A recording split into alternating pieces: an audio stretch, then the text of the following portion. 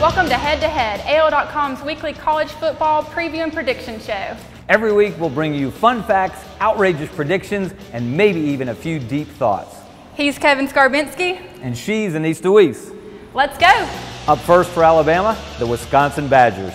So this is going to be a tough one for Paul Chryst, the new head coach. Now, I'm curious, he was the former quarterbacks coach, so I'm wondering how much that's going to help Joel STAVE. He really struggled last year. He did okay in 2013, but I'm not really sure what happened to him last year. Well, Joel STAVE needs all the help he can get. He actually suffered from what golfers call the yips. He couldn't complete a pass from here to there and lost his starting job, but he showed some toughness, came back, won the job back, and led Wisconsin to the division championship in the Big Ten. And while they didn't do very well in the Big Ten championship game, they did go on to the Outback Bowl and beat the Auburn Tigers.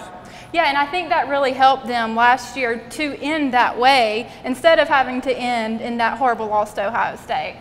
But one area of concern for them is the offensive line. They lost 3 starters last year, and they're really banged up. Plus, they lost their Heisman finalist, Melvin Gordon. But if there's one thing we know about the state of Wisconsin, they grow offensive linemen like they grow cheese. They will plug somebody in there that will be big and strong and knows how to block, and they know how to run the ball. 10 straight years now they've had a 1,000-yard rusher. That's the longest streak in college football. And it doesn't matter who they are. They're like Alabama. They have an assembly line of tailbacks. Melvin Gordon moves on. Corey Clement steps up. Corey Clement will be a 1,000-yard rusher this year, and that's going to be the key to this game against Alabama. And now the predictions. So, Kevin, what do you think?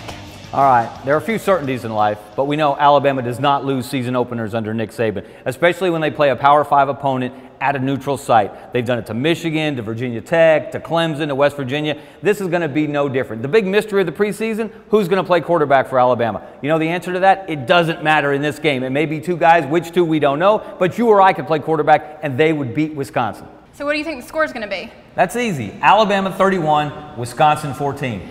I don't think it's going to be that easy. I think it's going to be a tight game, mostly because of we still know who the quarterback's going to be, and so just with those uncertainties, the jitters that are going to be there. Now I know Alabama has the running game, but I still think it's going to take them a while to get moving. So I think it's going to be a defensive game here. So I'm going with Alabama 24-17.